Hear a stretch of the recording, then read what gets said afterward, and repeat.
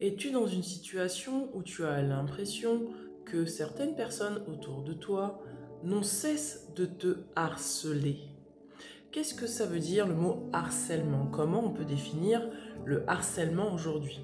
Eh bien, selon Wikipédia, la définition du harcèlement se définissant comme étant de manière répétée des actions qui visent à t'intimider, te faire perdre confiance en toi et te démoraliser psychologiquement. Ce harcèlement peut être physique mais également moral. Et Wikipédia ajoute que ce type de harcèlement provoque du stress post-traumatique. À côté de ça, en continuant la définition de Wikipédia, on peut s'apercevoir que souvent, le harcèlement se fait en meute. C'est-à-dire que tu vas être le centre d'intérêt de certaines personnes parce que tu vas être vu comme étant la personne à éliminer parce que tu as en toi une puissance que peut-être tu ne sais pas, que tu as peut-être une bonté d'âme que peut-être tu ne sais pas, que peut-être tu as une certaine confiance en toi, que tu as quelque chose d'important à accomplir et donc que ces personnes-là, aussi petites soient-elles, n'ont pas trouvé d'autre solution que de te harceler. Quand tu es avec certaines personnes, fais attention à ce que tu ne perdes pas ta confiance en toi, à ce que tu sois très clair avec toi-même sur poser ton cadre et poser tes limites. Je t'invite à faire attention aux techniques de manipulation, d'intimidation, de menace, aux techniques de mensonge, de calomnie, toutes ces techniques qui visent à te retourner le cerveau, parce que du coup, le mode opératoire du harceleur est toujours le même. Tout d'abord, il fait semblant d'être ton ami, il fait semblant d'être quelqu'un qui est bienveillant, et petit à petit, tu te rends compte que cette bienveillance se transforme en tentative de prise de pouvoir sur ta propre vie.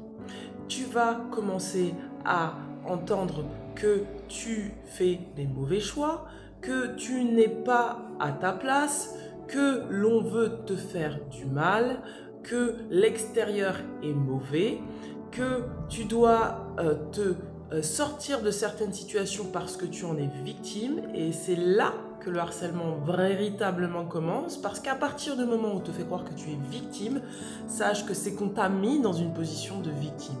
À la base, tu n'es victime de rien, tu fais tes choix parce que tu as envie de les faire. Et si une personne tente de te faire croire que tu es victime alors qu'il n'en est rien, fais attention, c'est que cette personne est déjà dans une position au-dessus de toi, se met dans une position de dominance vis-à-vis de toi. Ensuite, le mode opératoire, donc je continue, c'est donc de la victimisation. Ensuite, cette personne va commencer à transformer tes dires, à transformer ce que tu as dit, à transformer ce qu'un tel a dit sur toi pour monter les gens les uns contre les autres. Ensuite, tu vas tout simplement observer que cette personne, si ça ne marche pas, va utiliser d'autres personnes que tu ne connais potentiellement, peut-être même pas, qui vont venir sur ton territoire pour te dire que tu te trompes, que tu es une mauvaise personne, que tu es négatif, que tu vois les choses mal. C'est ce qu'on appelle du gaslighting. Fais attention. Et plus tard, tu t'apercevras que si tu ne réponds toujours pas à ce genre de propos, soit la personne directement va te menacer, soit la personne va envoyer une personne extérieure pour te menacer. Là, je t'invite à te positionner clairement parce qu'à partir du moment où ce sont des mensonges, des calomnies, la personne, ce n'est pas intéressant. Mais à partir du moment où on te menace, et là, je te donne cette énergie-là d'affirmation de toi, tu as le droit de dire stop et de dire non. Tu as l'entière responsabilité de préserver ta paix, ta lumière, ton essence, ton énergie et de ne laisser personne sur ton territoire te menacer de vie ou de mort ou de tenter de t'intimider de quelque manière que ce soit. Vous savez, il y a ce genre de personnes qui pensent que parce que vous êtes dans le bien-être, que vous êtes bienveillant et que vous favorisez la paix dans vos relations, que vous n'avez pas à dire stop, que vous n'avez pas à donnez votre cadre et vos limites. Vous savez, ce sont des personnes qui n'ont pas encore rencontré l'amour de soi. Et quand on s'aime soi-même, faites-moi confiance, on pose son cadre, on pose ses limites, et on ne laisse personne entacher notre lumière. Si le combat de l'ombre est de vous faire vous tirer vers l'ombre, sachez que votre responsabilité, c'est de ne pas partir dans l'ombre, mais bien de sortir l'épée de l'archange Michael, la pensée de Jeanne d'Arc, la parole de la vérité de Jeanne d'Arc, et d'affirmer que vous êtes la lumière, que vous restez amour, à quelque moment et à quelque endroit que ce soit, que vous êtes ce que vous êtes et que personne n'a à toucher à votre intégrité physique, morale, spirituelle et que personne n'a le droit ni le pouvoir de vous détruire. C'est votre droit ultime. Je suis tout à fait d'accord avec le fait qu'une guerre se fait à deux. Je suis tout à fait d'accord pour dire que quand une personne en face de vous fait la guéguerre, vous n'êtes pas obligé de répondre. Mais par contre, quand votre vie est menacée, c'est à vous de prendre votre pouvoir intérieur, d'affirmer votre droit à la vie, votre droit à l'existence et de vous faire respecter. Donc je vous invite, messieurs, dames, si vous êtes victime de harcèlement moral, n'hésitez pas à dire aux personnes, à un moment donné, stop, ça s'arrête là, ça suffit. N'hésitez pas à utiliser des moyens qui sont mis à votre disposition, puisqu'il y a les gendarmes, puisqu'il y a tout ce qu'il faut sur Terre là pour vous protéger, de ne pas hésiter à utiliser ces moyens-là pour vous protéger.